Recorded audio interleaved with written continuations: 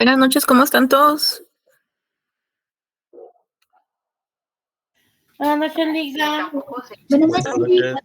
noches. Buenas noches. Voy a compartir la pantalla. Buenas noches, Magda.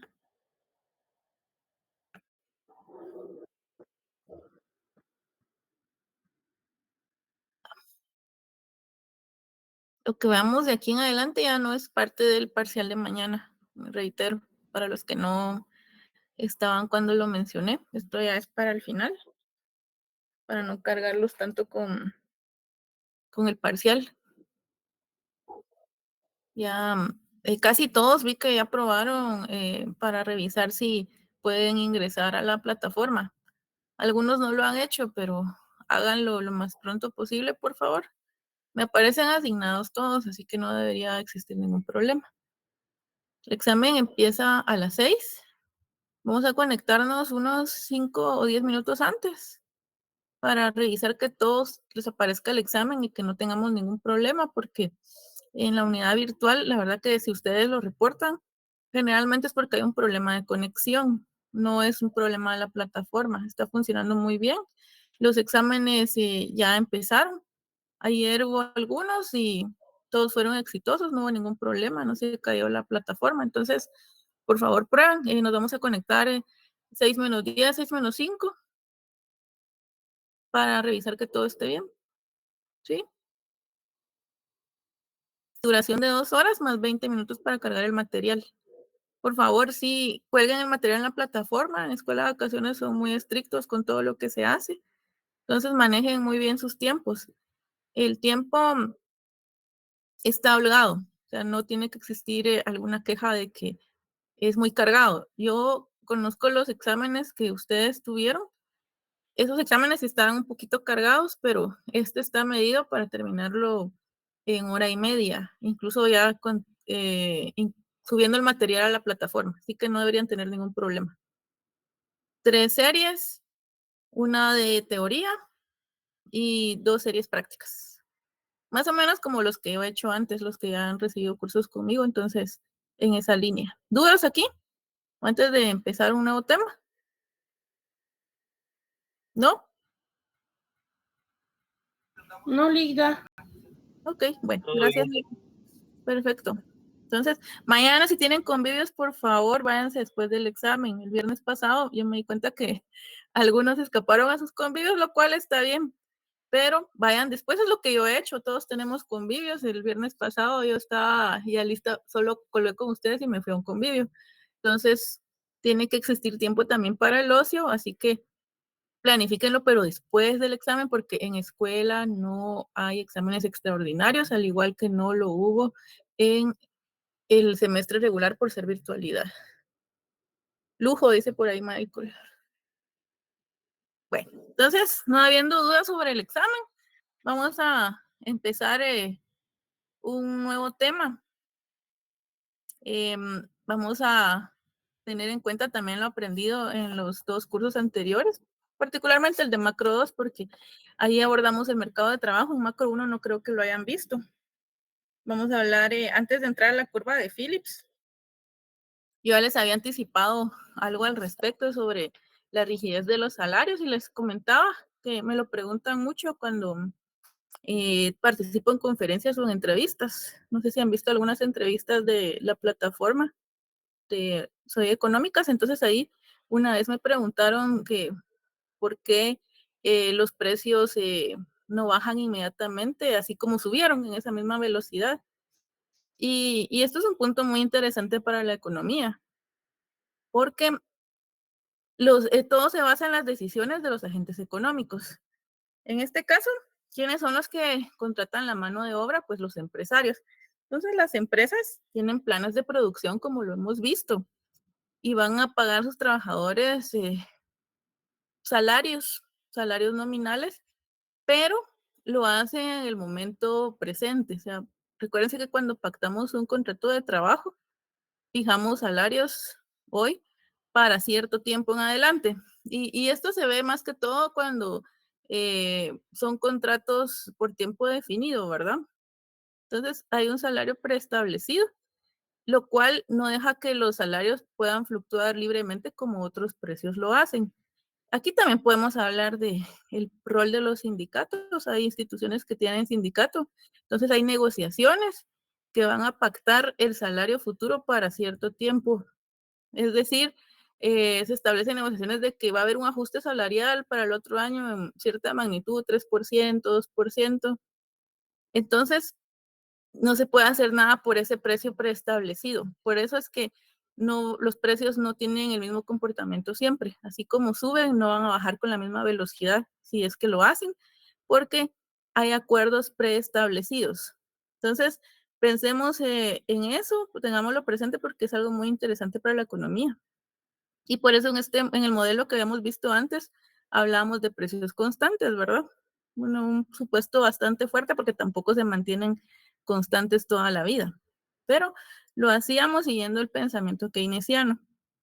Y sabemos que el nivel de precios, ya hemos usado esta notación, una P mayúscula, y ya sabemos cómo medirlo, ¿verdad? Ya sabemos que es a través del índice de precios al consumidor o el deflactor implícito del Producto Interno Bruto. ¿Cuál medida es más ventajosa? Pues ustedes deciden. Para series de tiempo, el IPC, por supuesto, presenta una mayor frecuencia. Ya sabemos que el deflactor implícito del PIB está disponible trimestralmente y no de forma inmediata. En el caso del IPC está disponible el 7 de cada mes. Es decir, que recientemente tuvimos la publicación para Guatemala.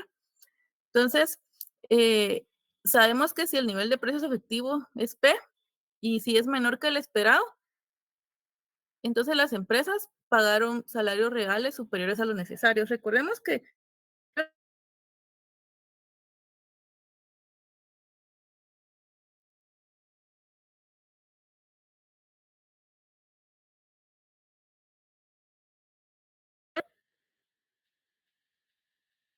no desaparece ahí lo que escribí, ¿verdad?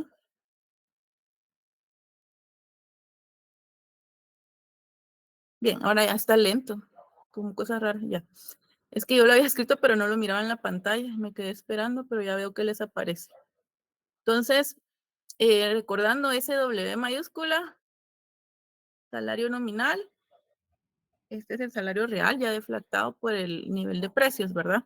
Entonces, si el nivel de precios es P y las empresas, y este P es menor que el esperado, entonces se dice que las empresas pagaron precios superiores, ¿verdad? A los necesarios para preservar los salarios. Entonces, ¿qué pasa? ¿Qué pasa con la contratación de personal? Porque aquí tenemos que entrar al mercado de trabajo, ¿verdad? Cuando hablamos de salarios, de curva de Phillips. Por eso hacía la diferencia en que vamos a abordar un tema nuevo, pero sin dejar atrás lo que ya hemos visto. ¿Qué pasa cuando los empresarios están pagando más de lo necesario? ¿Qué harían ustedes? Porque ya los dijimos que los salarios están pactados. Tal vez despedir a un porcentaje del personal. Sí, lo tenemos aquí abajo. Miren, reducir la contratación de trabajadores. Y con ello también se reduce el nivel de producción, ¿verdad? Porque necesitamos mano de obra para producir. Si se reduce el número de empleados, el nivel de producción va a reducirse también. Entonces,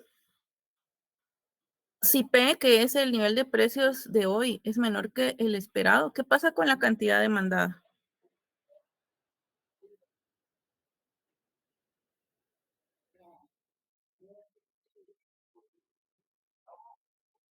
Aumenta, ¿Por qué aumentaría, Kenneth? porque el precio es menor a lo que esperaban los agentes. Ujú. ¿Sí? ¿Alguien, todos los demás de acuerdo o hay alguna idea adicional?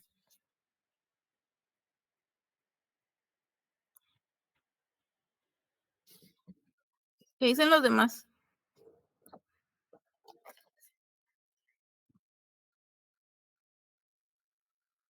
Sería menor, ¿no? ¿Por qué sería menor? También María Andrea dice que disminuye. porque ¿Cómo? no estaría pagando, les estaría pagando más a los trabajadores, entonces disminuiría la cantidad que voy a demandar, ya no demandaría más trabajo. Ujú. Sí, estamos hablando de oferta agregada, ¿verdad?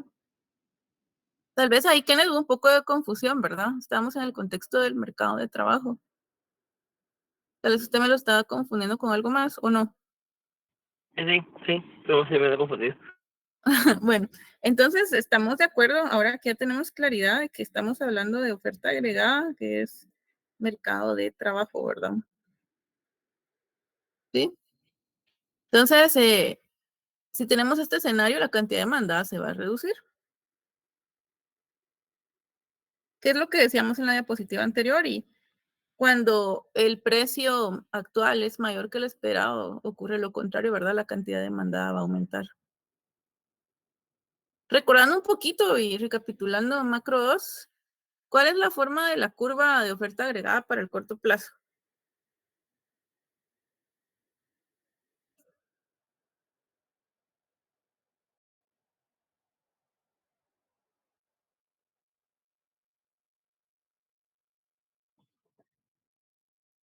Esto sí lo tienen que saber, no me digan que no se los enseñaron. Sería horizontal. La curva de corto plazo. Recordemos las variables. Aquí Y, aquí precios. ¿Cuál es la relación entre, estamos hablando de oferta, ¿verdad? ¿Cómo es la pendiente? ¿Y debido a qué? Sí lo tienen que saber, vamos a ver, ¿hay alguien más?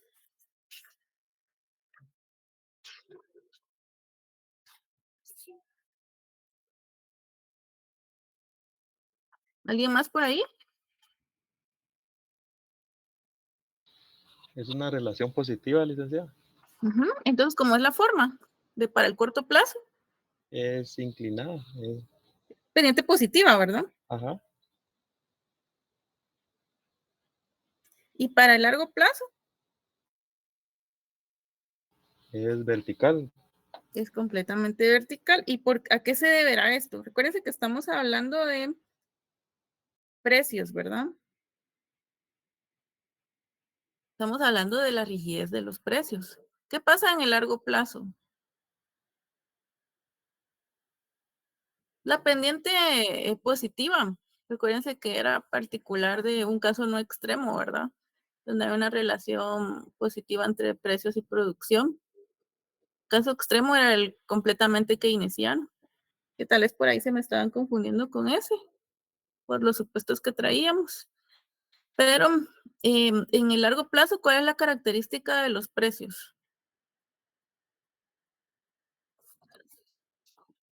Sí, Que son sí, totalmente flexibles. son completamente flexibles, ¿verdad? En el corto plazo vimos que son constantes.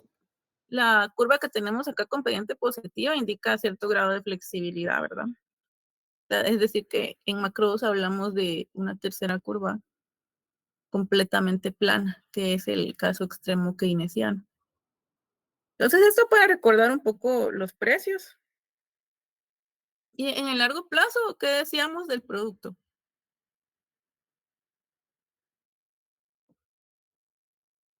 ¿Qué decíamos del PIB? Está en su nivel óptimo, ¿verdad? Entonces, la producción se encuentra en su nivel potencial. Esto que dibujé acá, que más adelante se los voy a dibujar nuevamente, es el PIB potencial del nivel de largo plazo para la producción. ¿Sí? Y también, ¿se recuerdan que hablamos en algún momento de la brecha del producto? ¿Qué es la brecha del producto? Esto por si se los preguntan más adelante.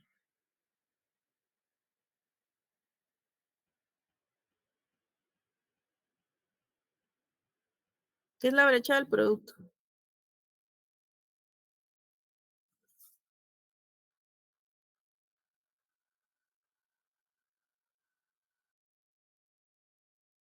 ¿Qué es la brecha del producto? ¿Alguna idea o no saben?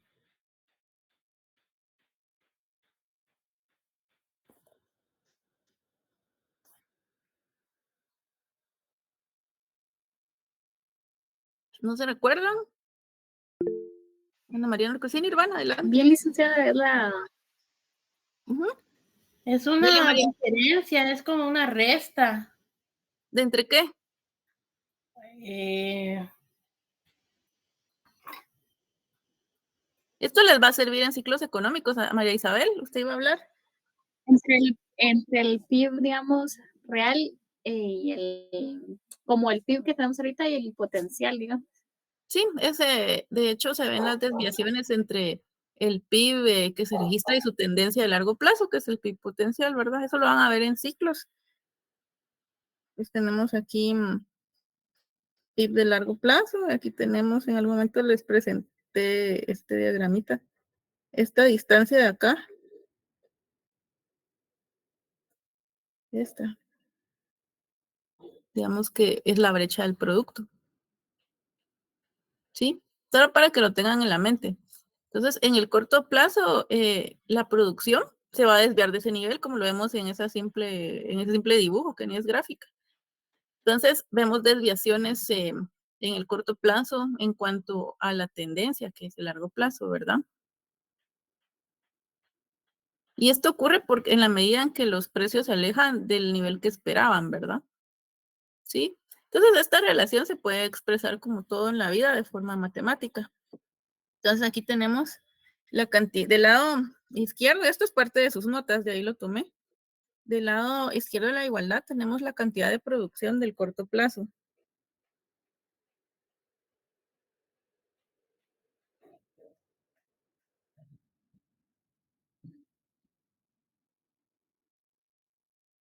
¿Y qué tendríamos del lado derecho entonces?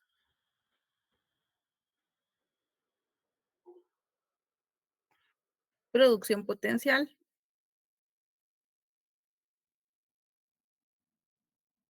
¿Dónde se encuentra ese puntito? Más o menos por acá, en el que pinté de verde, ¿verdad? Donde se igualan el corto y el largo plazo. ¿Sí? Y hablemos un poco más del PIB potencial, que es importante para hablar de todo lo que vamos a ver con la curva de Phillips. Del nivel de potencial para la producción es el que se alcanza en el largo plazo. Y aquí hay que entender que todos los factores, especialmente el trabajo,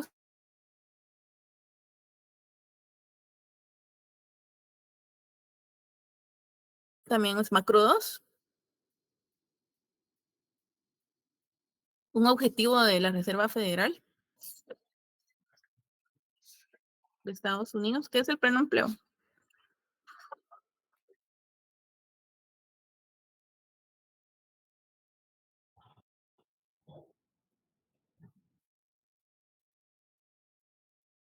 Ya no se recuerdan. Esto sí lo...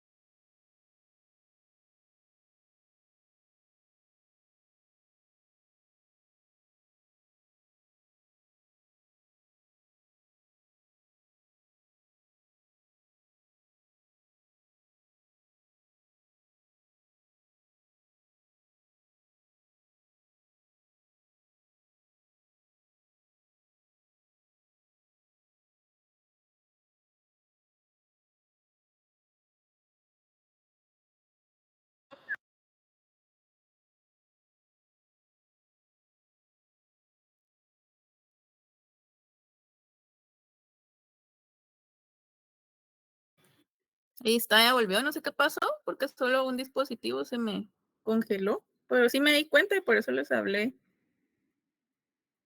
en el otro.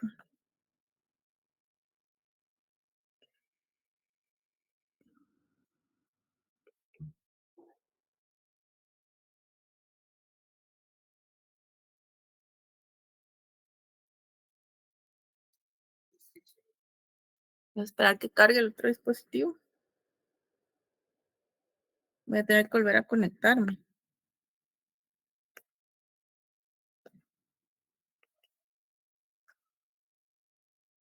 Ahí está.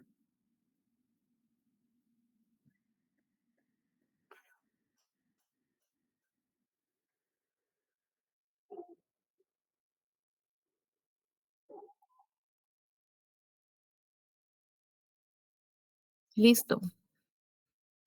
Bueno, ahora sí, ¿verdad? Ya se ve nuevamente la pantalla y ya no está congelado. No, ya no. Muy bien. Pero les decía que les preguntaba qué es pleno empleo.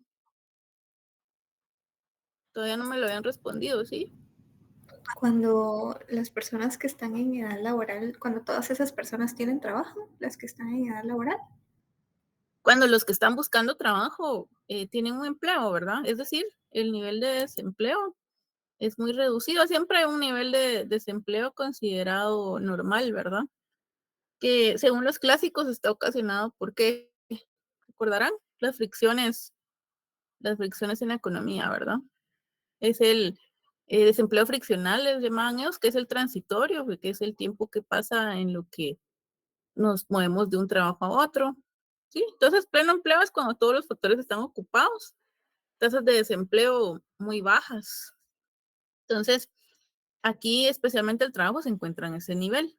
No hay problemas de desempleo en la economía, ¿verdad? Hay otras características asociadas al PIB potencial. Ya decíamos que en el largo plazo los precios son completamente flexibles, entonces la producción no va a depender del nivel de precios. Hay acumulación de recursos y mejoras tecnológicas. En algún momento veíamos que la tecnología juega un papel muy importante en el largo plazo. Eso lo veíamos también en macro 2. Refleja el componente de tendencia del ciclo económico, que es lo que les dibujaba aquí de forma sencilla. Esos son ciclos. Y eso lo vamos a ver con más detalle cuando estemos hablando de ciclos la otra semana. Muy bien. Ahora hablemos retomemos lo del desempleo. También podemos hablar de una tasa natural de desempleo, que les hablaba ya que hay cierto desempleo generado por las fricciones del mercado de trabajo. Y este desempleo es el desempleo de largo plazo cuando se le llama natural. ¿Sí? Entonces, las características asociadas son que es el desempleo general en el PIB potencial. ¿Sí? Se debe también al cambio de empleo por la búsqueda de trabajo, lo que les explicaba, es básicamente lo mismo de las fricciones del mercado laboral.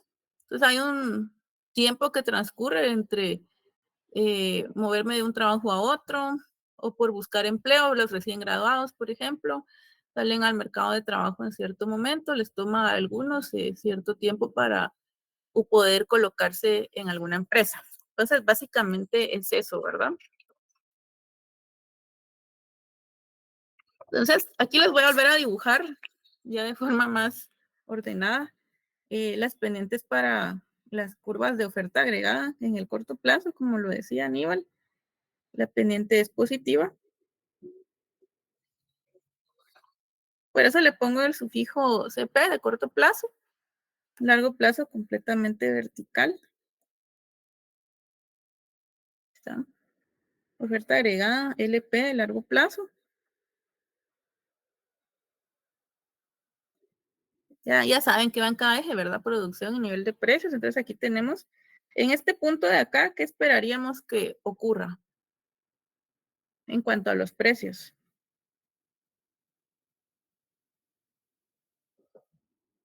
Que el precio que se observa sea igual al precio esperado, ¿verdad? En ese punto. Aquí el nivel de producción es el nivel potencial.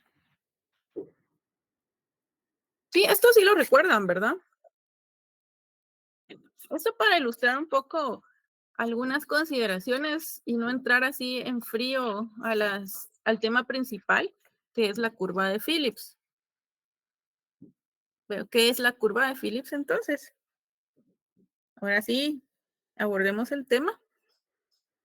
Era necesario considerar antes. De hecho, también lo tenían en el semestre, no entraron en frío el tema. Y es porque, bueno, a veces por ahí se quedan las cosas en el tintero, por estar enfocados en el presente, olvidamos lo que ya vimos antes. Entonces era necesario recapitular de forma muy breve. Pero la curva de Phillips indica la relación macroeconómica entre inflación y desempleo. ¿Sí? Como todo lo que vemos en economía, la mayor parte de temas o de hallazgos, relaciones, curvas, etcétera, también debe su nombre a un economista. En 1958, Phillips realiza un estudio para Inglaterra y se van a dar cuenta más allá que son para ciertos periodos, no es que prevalezca toda la vida ese comportamiento. Entonces él abordó la tasa de variación de los salarios nominales. Tasas de variación, la notación que vamos a usar acá es W puntito arriba. Eso significa tasa de variación. Por favor, tómenlo en cuenta. Por eso está entre paréntesis. Tasas de variación tienen un puntito arriba de la notación que traemos. Y también abordaba o relacionaba el desempleo. Generalmente lo vamos a denotar como U o como mu. Puede ser U o mu. Sí, que viene de unemployment en inglés. Previo a estos trabajos que realizó Phillips, Irving Fisher había realizado un estudio similar. ¿Y qué encontró Phillips? La relación que encontró es la que vemos en pantalla. Los ejes, el horizontal, tasas de desempleo, y el eje vertical, ¿qué dijimos que era esa variable?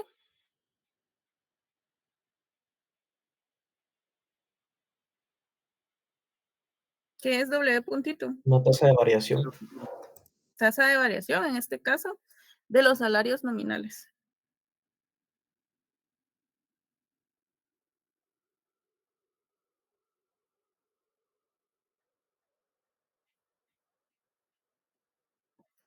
Entonces, lo que vemos acá en pantalla fue la relación que él encontró, es decir, este es el resultado del corrimiento del modelo.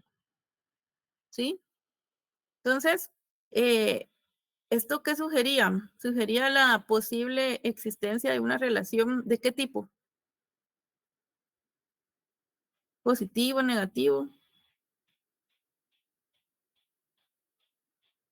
¿Qué tipo de relación vemos acá? La gráfica lo dice todo entre esas dos variables. ¿Perdón, María Paula? ¿Negativa? Uh-huh. Entonces sugería esa relación negativa que podría ser estable en el largo plazo entre inflación y desempleo, ¿verdad? Inflación salarial, estamos hablando aquí, por eso hablamos de los salarios.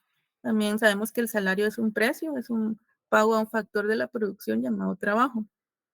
Entonces, ¿qué encontramos aquí en este 5.5%? ¿Qué les dice la gráfica? Y esta relación aplicada para este periodo, 1861-1957. Como les digo, generalmente los hallazgos apuntan a cierto periodo histórico, no son persistentes toda la vida. ¿Qué nos indica ese 5.5% de desempleo? ¿Cuál fue el comportamiento de la variación de los salarios?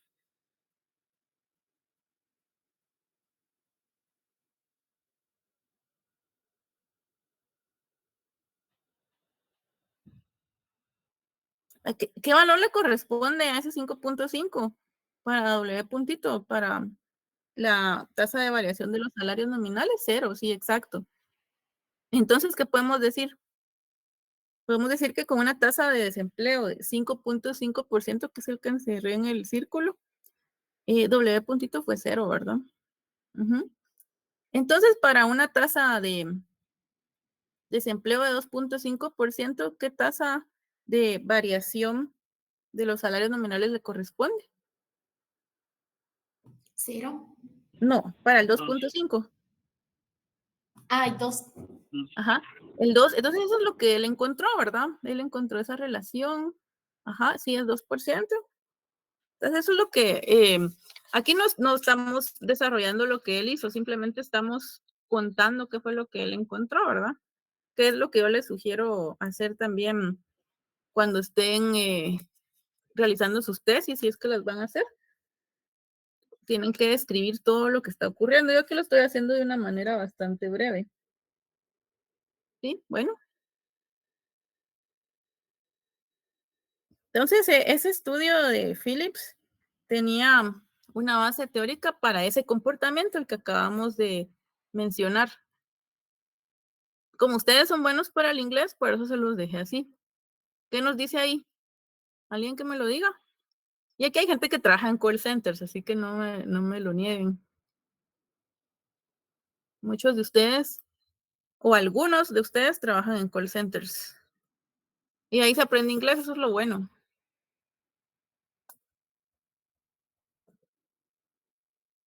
¿Saber quién es bueno aquí para el inglés? Sí, Williams. Dice cuando la demanda por un bien o servicio es alta en relación con la supply, Con la oferta del mismo. con la oferta del mismo se espera Ujú. que el precio aumente y el porcentaje de, ¿cómo se llama? The rate of flight Y la tasa de será aumento, mayor que el exceso, the greater the extra. el exceso de demanda, ¿verdad? Sí. Ujú. Eso es lo que está ahí sombreado en amarillo, hasta demand. Entonces, cuando la demanda de un bien o servicio es alta en relación con la oferta del mismo, o sea, de ese bien, lo que se espera es lo que dice Williams, que el precio suba. ¿Verdad? Eso tiene lógica, ¿o no? Entonces, se espera que suba y la tasa de aumento es mayor cuanto mayor es el exceso de demanda. ¿Tiene sentido o no tiene sentido? Por supuesto que tiene sentido. Hemos hablado de las fuerzas del mercado, ¿verdad? Cómo están operando. ¿Sí les hace sentido a todos? Sí, eso lo dejé ahí porque lo tenían ustedes en sus notas. Pero la verdad resulta bastante obvio en base a lo que hemos visto previamente. Siguiendo con estos hallazgos, ¿por qué creen que presenta una pendiente negativa? Es decir, ¿por qué encontramos esta relación? Porque eso no lo habíamos discutido, el por qué. Solo les pregunté qué tipo de relación teníamos o qué encontró Phillips. Entonces, ¿por qué se hace relación negativa de la gráfica entre las dos variables, desempleo e inflación salarial?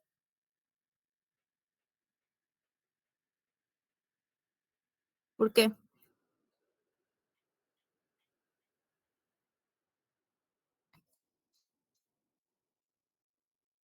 Pensemos, ¿qué ocurre con un exceso de demanda?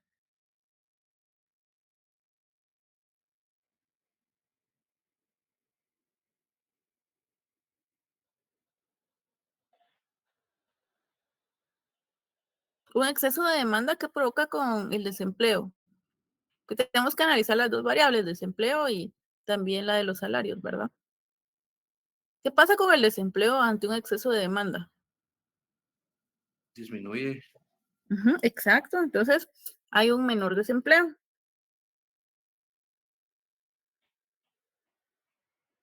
Y en cuanto a los salarios nominales, ¿qué pasa?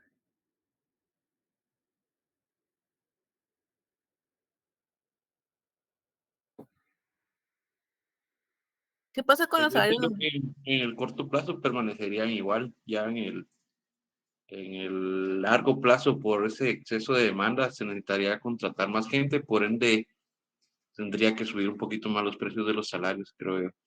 Sí, es correcto. Los salarios nominales son más altos para garantizar ese equilibrio que dice Williams. Entonces, más altos para garantizar ese equilibrio en el mercado de trabajo. Ahora veamos por qué la tasa de cambio entre W y U es decreciente en valor absoluto. Que vemos que un comportamiento decreciente, ¿verdad? ¿Por qué se hace comportamiento? ¿Qué pasa con ese exceso de demanda del que venimos hablando?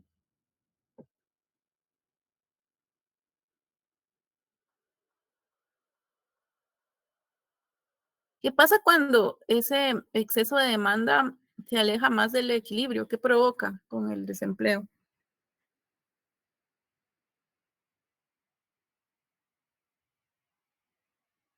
¿Alguna idea?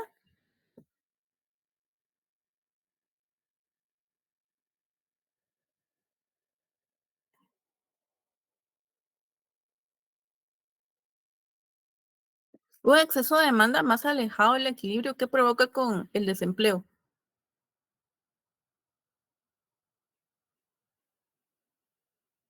Que aumente el desempleo, ¿no? Ajá, ¿hasta dónde aumenta? Sí, hemos hablado de que hay un nivel natural. Entonces, si el exceso de demanda se aleja más del equilibrio, entonces lo que va a provocar es también que el desempleo se aleje más de su tasa natural de crecimiento. ¿Sí? ¿Me explico? Sí. Se los voy a apuntar por acá. Provoca desempleo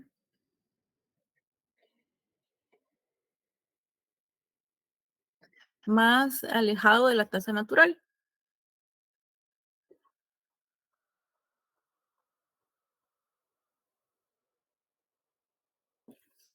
¿Sí? ¿Y qué pasa con la tasa de cambio salarial entonces?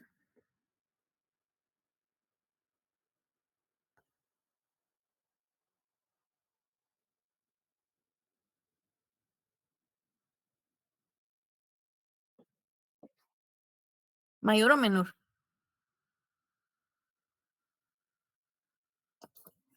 O sea, estamos hablando de que hay mayores distancias, ¿verdad? Baja la variación, ¿no? No, al contrario, la tasa de cambio salarial aumentaría debido a que vemos que se alejan estas variables de, por ejemplo, el desempleo de su tasa natural, la demanda también se aleja más del equilibrio. Entonces, podemos observar una tasa de cambio salarial mayor. ¿Sí? Entonces, hablemos un poco de la formalización teórica de la curva de Phillips. O sea, hay varios estudios al respecto. Esto fue objeto de, lo refutaron con el paso del tiempo porque las relaciones no necesariamente son estables en el tiempo como les indicaba. Entonces, en 1960, tampoco es una teoría tan antigua, no es de 1800 como otras, sino son teorías relativamente recientes. Lipsy realiza la primera formulación teórica de la curva de Phillips, que es esta que tienen ustedes en pantalla. Ya sabemos que W es la tasa de variación de los salarios nominales, ¿verdad? Pero aquí ya se incluye el exceso de demanda ya formulado, que el exceso de demanda sería XL.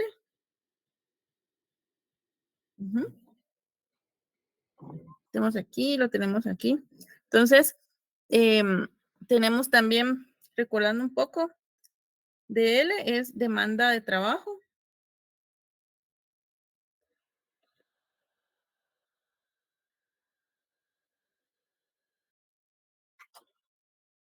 SL sería la oferta de trabajo.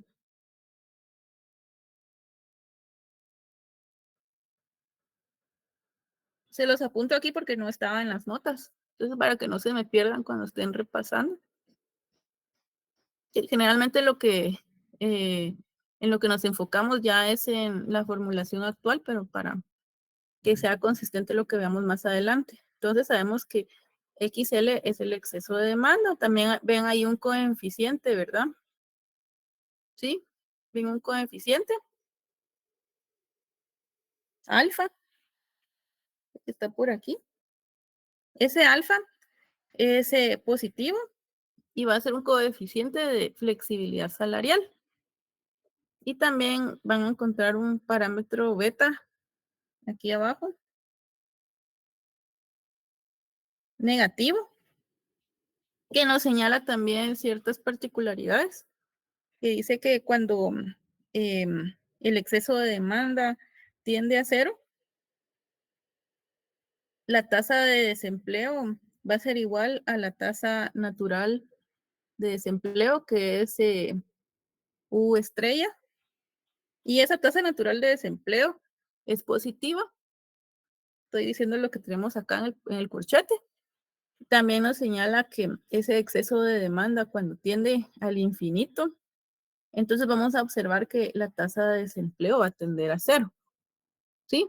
Esto es parte de lo que hacía Lipsy en 1960. Y si lo queremos ver gráficamente,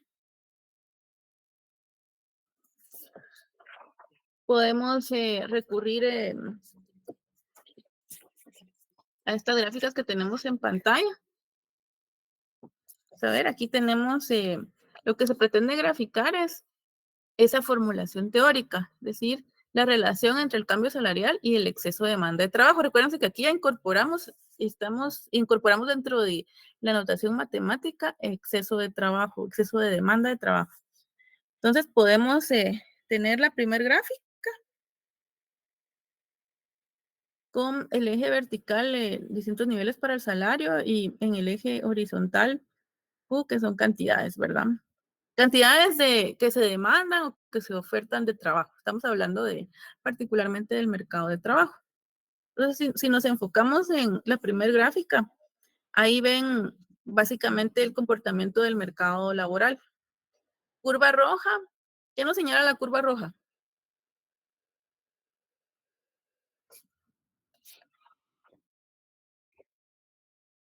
¿Qué nos señala la curva roja? Oferta de trabajo, ¿no? Oferta de trabajo. Entonces, de hecho, la pendiente nos ayuda a distinguirla. Y por eso se los dejé acá. SL, oferta de trabajo. Entonces, si se dan cuenta, traemos la misma notación. DL, demanda de trabajo. Vemos un punto de equilibrio, donde se interceptan ambas curvas. Sí, pero ahí el mercado laboral está en equilibrio, ¿verdad? ¿Sí? ¿Sí o no? Pero ¿qué pasa con una tasa salarial por debajo de WE, que es la tasa de salario nominal de equilibrio? Pensemos en, voy a pintarlo de verde, ¿sí? Voy a llamar W1. ¿Qué pasa con esa tasa? ¿Qué pasa con esa tasa salarial que ven ahí? Está por debajo de la de equilibrio.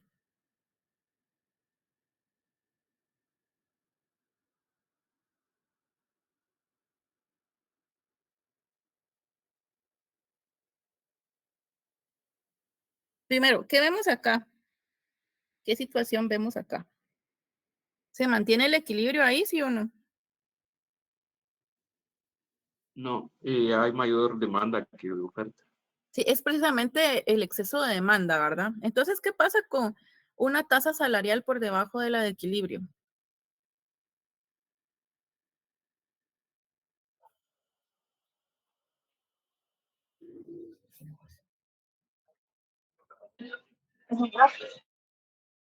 Exceso, sí, hay un exceso de demanda. Eso ocurre en cualquier nivel por debajo de WE, ¿verdad? Entonces, por ejemplo, en esta que dibujé W sub 1, el exceso de demanda corresponde del primer punto verde al segundo punto verde. Llamémosle A y B. Ese es el exceso de demanda, cuando no tenemos valores. ¿Sí? Si tenemos una tasa más baja todavía,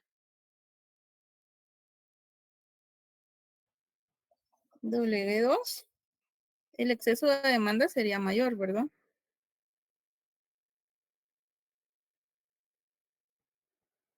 Le voy a llamar B a los dos puntos. B y B. ¿Sí? Y se dan cuenta que del lado derecho tenemos otra gráfica. Ahí lo que pueden ver es en el eje horizontal tenemos W puntito, ¿verdad? Estamos hablando de una tasa de variación de los salarios. ¿Qué tendríamos en el eje horizontal?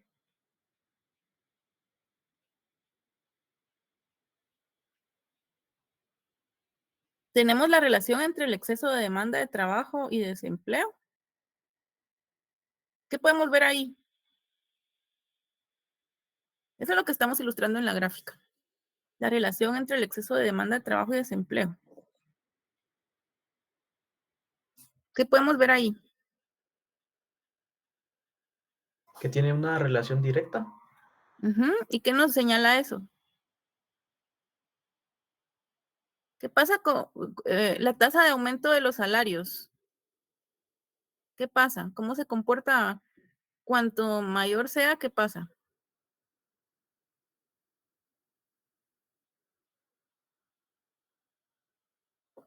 ¿Qué podemos hacer aquí? Voy a pintar en el mismo color. Vamos a ver, W1 estaría por acá. La tasa de variación, es tasa de variación acá.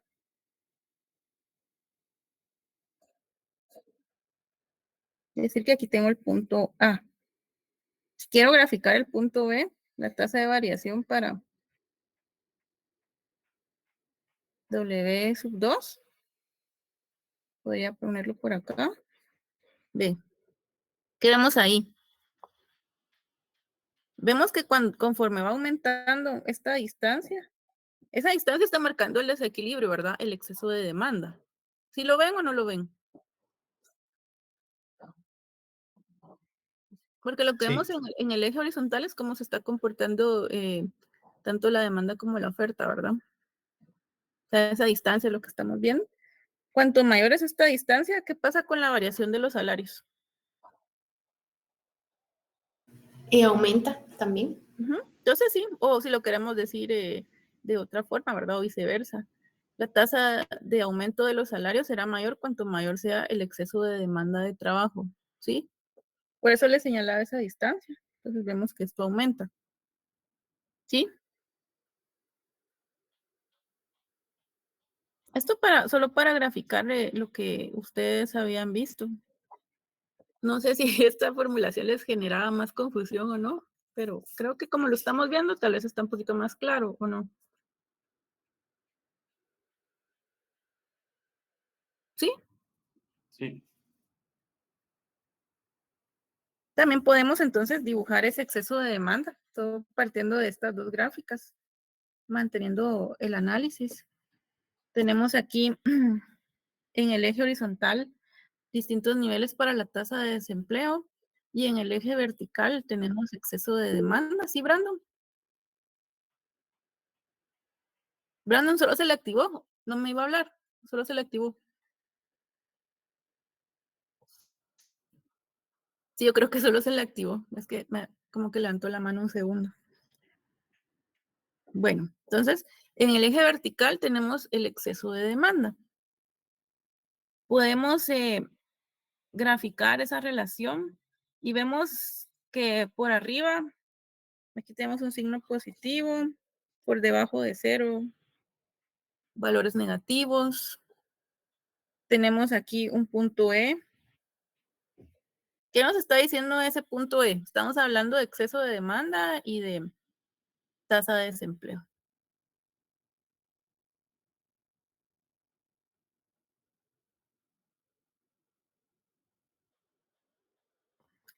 Valores positivos indican exceso de demanda, valores negativos en el eje vertical, exceso de oferta, ¿verdad?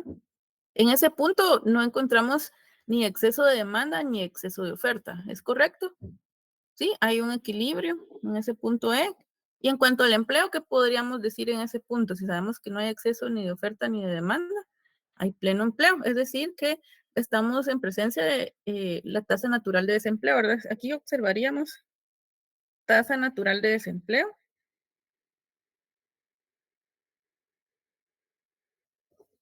Ese sería el punto E, pero ¿qué les llama la atención de ahí? Que no hay desempleo, licenciada. Ajá, ¿qué más? Vemos una distancia aquí de 0 a E. ¿Cuál sería la intuición detrás? O sea, hay una distancia, se dan cuenta, no parte precisamente del origen, ¿verdad? ¿Qué nos estaría señalando entonces?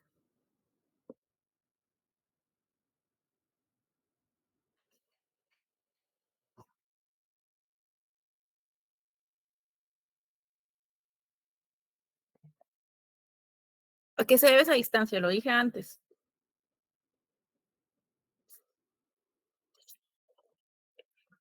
¿Qué dijimos de el desempleo en el largo plazo? ¿Es igual a 0 o no?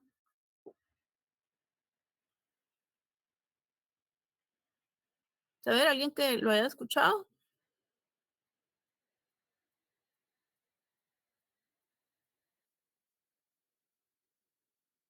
El desempleo en el largo plazo no necesariamente es 0. Entonces, ¿esa distancia qué nos estaría señalando? ¿La brecha, licenciada? No, ahí no tenemos brecha porque en este puntito decimos que estamos en equilibrio, pero usted se refiere entre lo que se observa y la tasa natural, me imagino. Sí. Bueno, aquí no. Aquí lo que está señalando es que a pesar de que no hay exceso de demanda ni exceso de oferta, siempre se observa una tasa de desempleo que es la provocada por las fricciones del mercado laboral, como les decía anteriormente. ¿Cuáles decíamos que eran esas fricciones?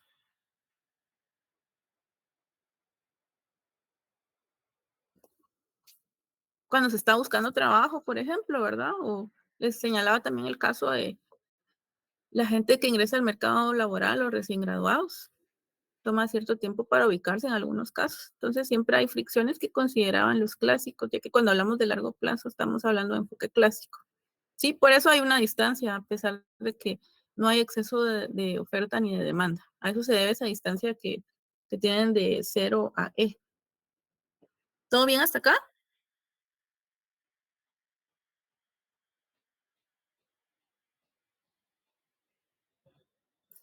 Pero también la corriente keynesiana aprovechó este análisis que relaciona la inflación con el desempleo para poder usarlo como un instrumento de política monetaria.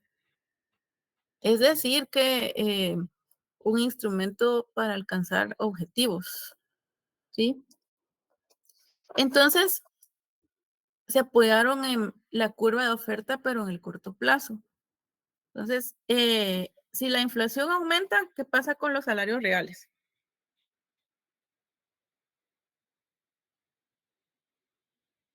¿Qué pasa con los salarios reales si dijimos que los salarios reales son igual a W partido P?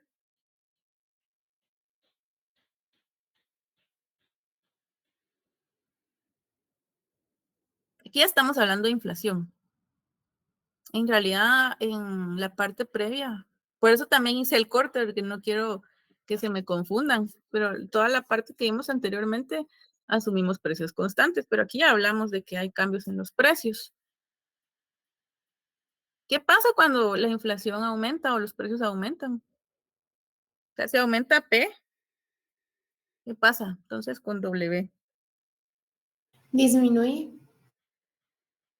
¿Sí? O sea, por eso hablamos siempre de que cuando empieza a aumentar la inflación, pues después de la pandemia ocurrió, se dieron niveles históricamente altos de inflación alrededor del mundo, pero nuestro empleo, que era el mismo, nos ofrecía el mismo salario, se mantenía constante, ¿verdad? Por esos acuerdos previos que se alcanzan. No es que haya un ajuste por inflación. Entonces los salarios reales caen.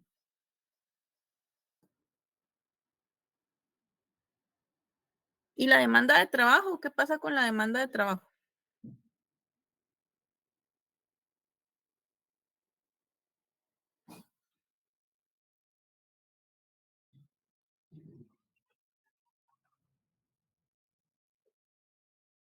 ¿Qué pasa con la demanda de trabajo cuando los salarios reales caen debido a que la inflación aumentó? Tal vez sube. Sí, suben porque cuando los precios suben, recuérdense que los empresarios están más motivados a producir más y para ello necesitan contratar más mano de obra. Entonces, la demanda de trabajo aumenta. ¿Qué pasa con la tasa de desempleo? Y disminuye. Sí, por supuesto que disminuye. ¿Y qué pasa con la producción? Aumenta. Aumenta, ¿verdad? ¿Por qué siempre recurrimos a esto, a recordar un poquito las relaciones o los efectos? Es para hacer o facilitar más el análisis. Y aquí ya veamos cómo se ha utilizado la curva de Phillips. Esto aplica para el periodo 1961-1995. Vemos en el eje horizontal desempleo e inflación en los Estados Unidos para ese periodo. Y en el eje vertical vemos la inflación, pero aquí usaron el deflactor implícito del PIB porque en Estados Unidos sí se encuentran series más amplias. Y Estados Unidos tiene de todo. Y aunque cambien de base, siempre encontramos ahí series muy extensas que se van alimentando conforme pasa el tiempo. Entonces vemos aquí que en eso que tenemos en pantalla se mantiene, ¿verdad?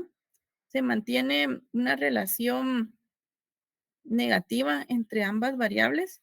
Lo que vemos ahí, 61, 62, todos esos números son los años, ¿verdad?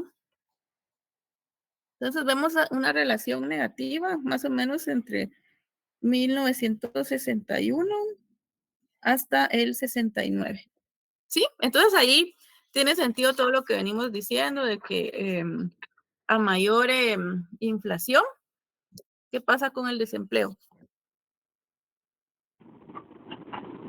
Disminuye. Disminuye, ¿verdad? Por eso es que siempre se incluye todo esto antes para que haya mayor compresión, pero en el corto plazo, ¿cuántos años tenemos ahí? Tenemos del 61 al 69. No es una cantidad, a pesar de que eran series trimestrales, no es una cantidad considerable de tiempo, que es lo que les mostraba el licenciado Ortiz en algún momento.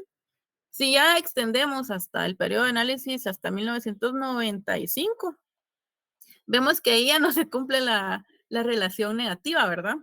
De hecho, vemos algunos momentos, voy a señalar algunos, no todos. Por ahí en el 73, 74, vemos que la relación es positiva, pero recuérdense que en economía no nos sirve decir, ay, en tal periodo se encontró una relación distinta, sino que más decir por qué se presentó eso, porque ocurren episodios atípicos en algunos momentos, como el de la pandemia, ahora que podríamos incluir un periodo más extenso y estaría la pandemia, seguramente con una relación distinta a la que traíamos antes, ¿verdad? La relación negativa. Entonces aquí vemos una relación positiva y esta se asocia al incremento en el precio internacional del petróleo. Por ahí una crisis de petrolera, entonces el precio del petróleo empezó a aumentar y ya sabemos que es un insumo importante para algunos países y también marca el comportamiento de los derivados como los combustibles. Se necesita combustible para las plantas o para el transporte, ¿verdad? Entonces esto encarece el precio, pero ahí vemos que la relación se rompe. También, ¿qué otro periodo les puedo mostrar? Igual ocurrió con el petróleo también en esta parte, 79-80. Pero ahí pasó, en esa 79-80, se vio un fenómeno muy particular denominado estanflación.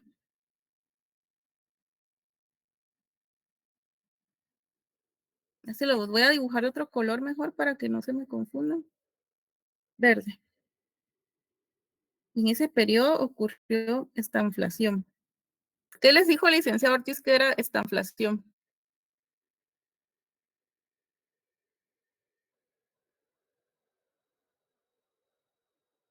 ¿Qué es esta inflación? Eso lo vieron con él porque está en las notas.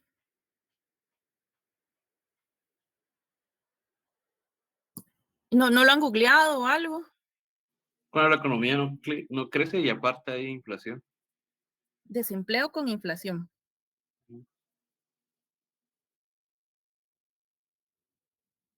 ¿Sí? Eso se llama estanflación. Un desempleo acompañado de precios altos, ¿verdad? Eso también es un fenómeno interesante para estudiarlo en nuestro contexto. Entonces, ¿qué es lo que pasa?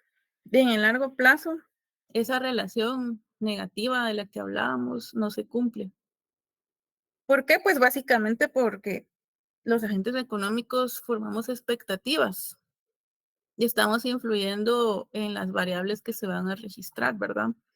Entonces, se propuso una nueva curva de Phillips que ya incluye inflación como tal, no solo de los salarios, esto que vemos por aquí. De hecho, ahí ven una brecha, ¿verdad? Pi es inflación, Pi E es inflación esperada, y esto va a ser igual a un parámetro epsilon elevado a la -1. Esto es lo que encontraron, ¿verdad? Y esta brecha entre las tasas de interés, perdón, entre las tasas de desempleo, la observada y la natural, es decir, la de largo plazo. Vemos ahí brechas, las dos que marqué con rojo son brechas.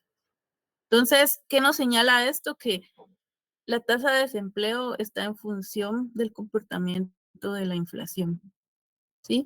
Lo podemos entonces señalar así, que la brecha de la tasa de desempleo es igual a la brecha de inflacionaria con ese parámetro epsilon, ¿verdad? Que es lo que encontró la teoría para el caso de largo plazo. Y hablando de expectativas, porque en la siguiente clase vamos a hablar solo de el rol de las expectativas. Pero hablando de expectativas, ustedes vieron 3 tipos de expectativas. Yo generalmente enseño solo estas 2, me parecen más interesantes, pero ustedes incluyeron las estáticas. ¿Cuáles son las estáticas?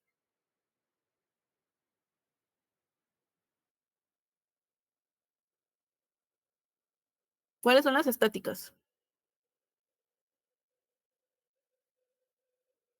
¿No se recuerdan?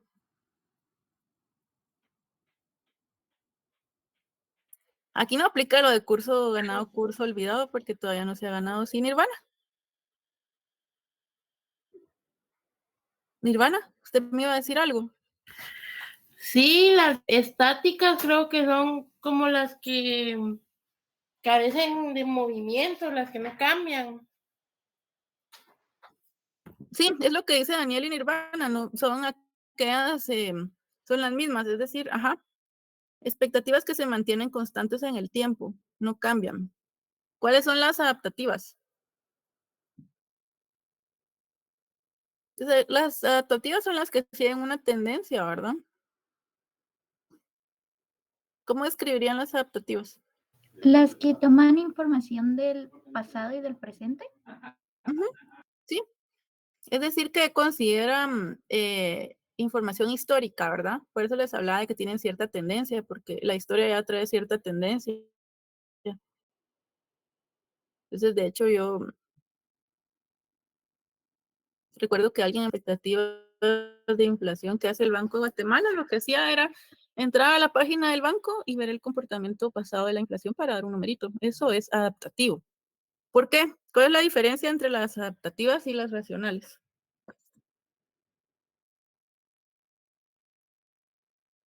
Las racionales incluyen todas las variables económicas, toda la información, y recuerdo que las adaptativas mencionó el licenciado que solo incluyen un periodo anterior. Exacto, sí. Las adaptativas solo incluyen un periodo histórico, ¿verdad? Por eso les llamo yo tendenciales, porque siguen una tendencia, están sesgadas. Entonces, este caso que les presentaba de una persona que participaba en el llenado de la encuesta, estaba actuando de forma adaptativa porque solo consultaba el comportamiento histórico de la variable para dar su pronóstico. En cambio, las racionales o agente racional como nosotros, vamos a incluir en nuestro pronóstico toda la información disponible. Y es decir que en este momento, si me preguntan sobre la inflación, no solo voy a pensar en qué niveles registró previamente, sino en qué está pasando actualmente, qué pasa con el precio del petróleo que tiene incidencia sobre la inflación, qué pasa con la guerra en Ucrania, si ya sé que el periodo que habían establecido para poder liberar rehenes y no tener ataques en ese momento ya terminó. Entonces empiezo a pensar en eso, pienso en qué hizo la Reserva Federal ayer, que mantuvo la tasa. Entonces todo eso, entre más información tengamos, podemos proporcionar un mejor pronóstico. Es decir que, y esto tenía yo lo incluía en macro 2. ¿Cómo le llamábamos a esto? ¿Se recuerdan que yo les hablé de la ilusión monetaria también? Aquellos agentes que también solo incluyen variables nominales en su análisis, que se encuentran en un escenario de ilusión monetaria, y los que sí consideran variables reales, es decir, están considerando la inflación, son aquellos que no caen en ese escenario, ¿verdad? ¿Sí? Esto creo que sí lo recuerdan bien. Entonces, partiendo de esa curva de Phillips original, retomando la curva original, es posible escribir ahora la tasa de crecimiento de los salarios doble puntito como una función del desempleo, ¿verdad? Donde indicamos una brecha entre la tasa que se registra para el desempleo y la de largo plazo, que es MIU. Por eso les decía que a veces MIU es también desempleo. Esto viene cambiando la notación porque las formulaciones originales así lo planteaban. Entonces, si la inflación de los salarios puede ser utilizada como una medida de la variación del nivel de precios, podemos saber que la inflación va a estar en función de la tasa de desempleo, de esa brecha, ¿verdad? Esta que tenemos acá. ¿Sí?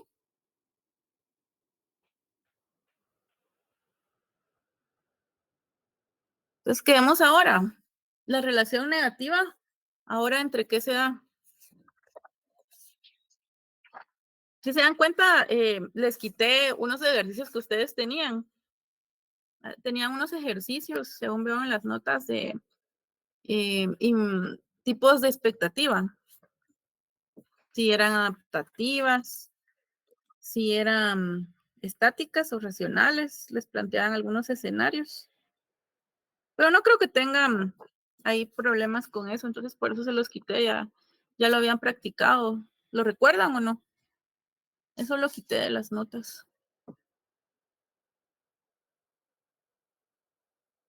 Entonces aquí tenemos una nueva curva de Phillips, partiendo de la original. Vemos ahora una curva de qué plazo. Dijimos que esa relación negativa se mantiene en el corto plazo, por eso ven CP, corto plazo. Es la curva de Phillips para el corto plazo, relación negativa entre desempleo e inflación. ¿Sí? ¿Estamos de acuerdo ahí? Bueno, eso lo voy a retomar mejor mañana porque no sé si me están poniendo atención realmente. Entonces no voy a terminar esta presentación hoy, ya me falta muy poco, pero yo no siento que me estén poniendo atención y después van a tener más dudas. Entonces, el lunes.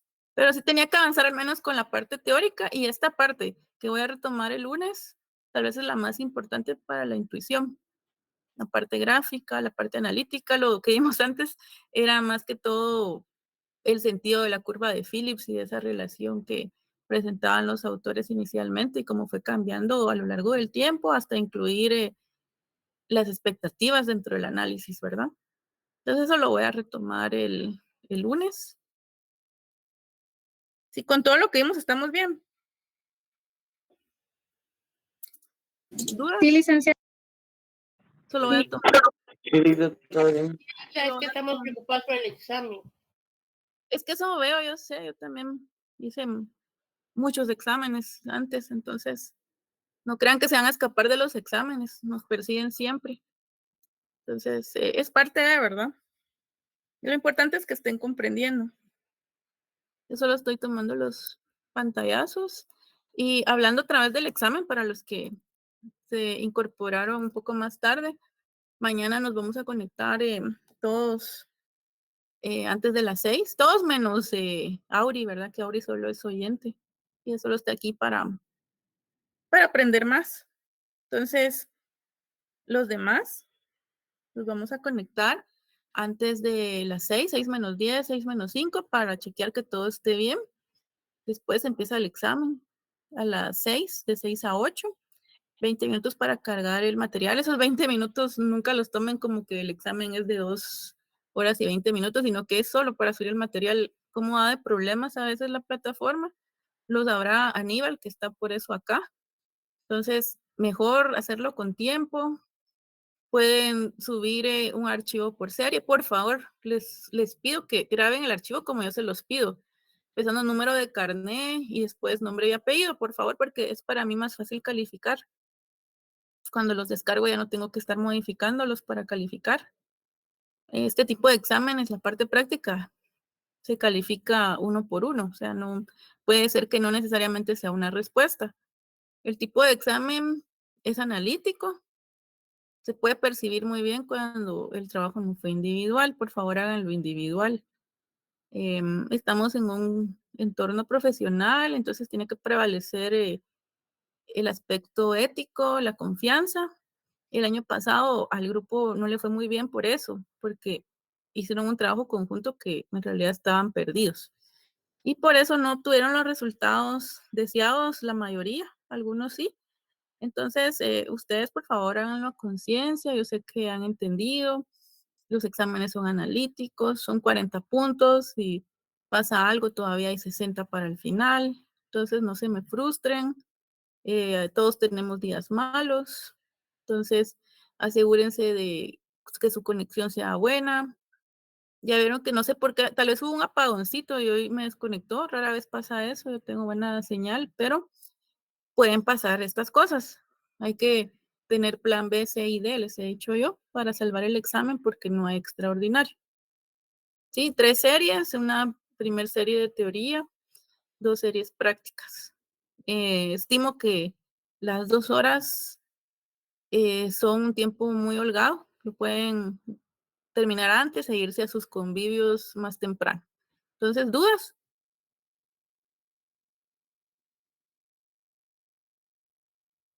¿No? ¿Todo claro? Todo claro, gracias. Sí, no tienes. Ok, Muy claro. entonces seguimos el lunes para no saturarlos más.